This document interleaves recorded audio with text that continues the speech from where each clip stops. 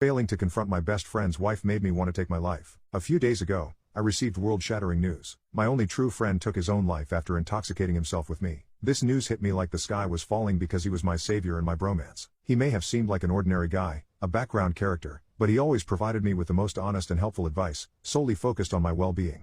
Our friendship started in high school when I was a bully, always getting into fights with kids who mocked me. I first met my friend outside the principal's office, and we discussed why we were there. He pointed out that due to the lack of a father figure, I tended to resort to violence to hide my frustration. Someone telling me that kind of words is a reason why I got into so many fights, and although it made me angry at first, I eventually realized he was right.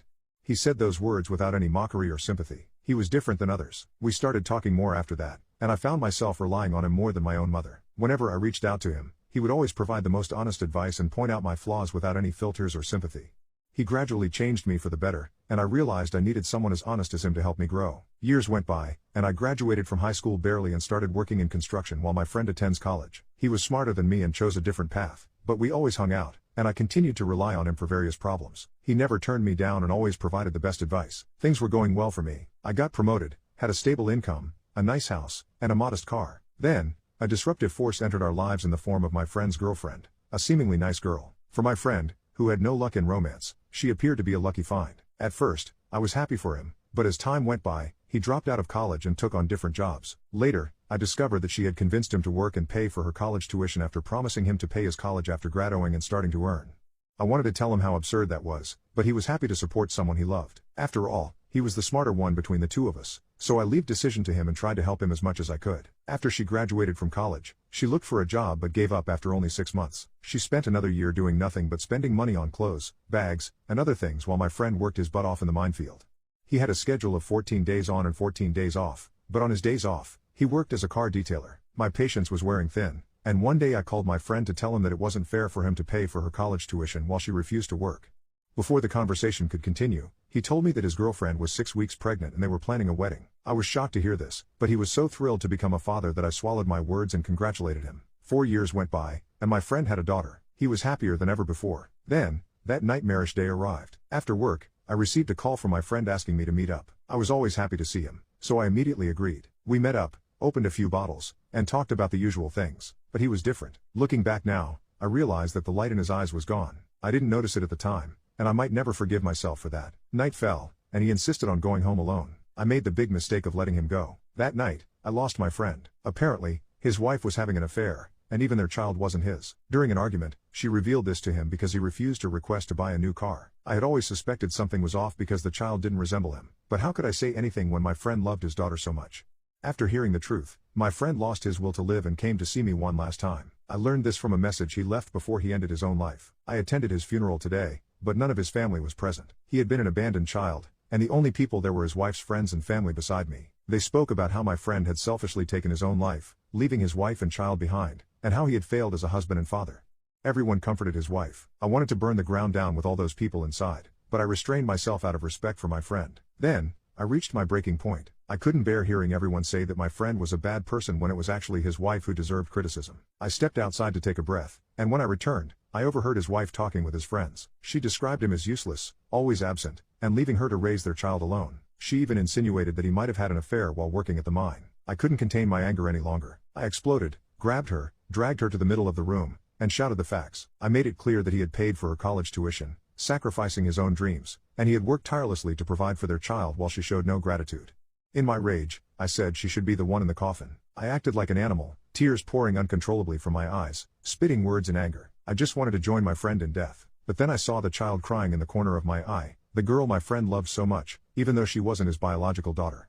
I stormed out and returned home. When I arrived home, I felt absolute hollow in my chest. Nothing mattered anymore. I wanted to join my friend, so I took out my firearm and squeezed. Nothing happened. It jammed. My friend had given me that firearm a few years ago, and we used to go to the shooting range together to relieve stress. Is it him telling me to keep living? Steal my meds? Enjoy divorce, jail, and homelessness? 16 years ago, I made a friend one day on the bus. Up until about a year ago, I considered this guy a member of my family. Let's call this guy Joel. So, I keep a crystal bowl on the mantle above my fireplace, full of my medical grass. I started noticing that after poker night, my bowl seemed a lot emptier than it should. So I set up a camera, to see which one of my guests was helping themselves when my back was turned. Next poker night, once everyone is gone, I pull up the video. There Joel was, plain as day, stuffing like $60 worth of my medication into his pocket. I sent him the video, and told him he had to return my medication, or pay for it, and I told him that if he chose to do neither, he should no longer consider me a friend.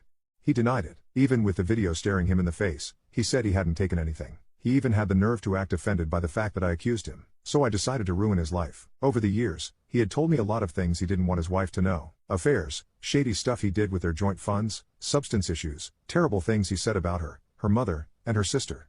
I went back through all of our messages and took screenshots of every secret he had ever said to me. There were over 70 pictures. I sent her the screenshots. Here are some examples of the kind of stuff that was in the screenshots. He admitted to cheating on her with 8 different women over the course of our friendship.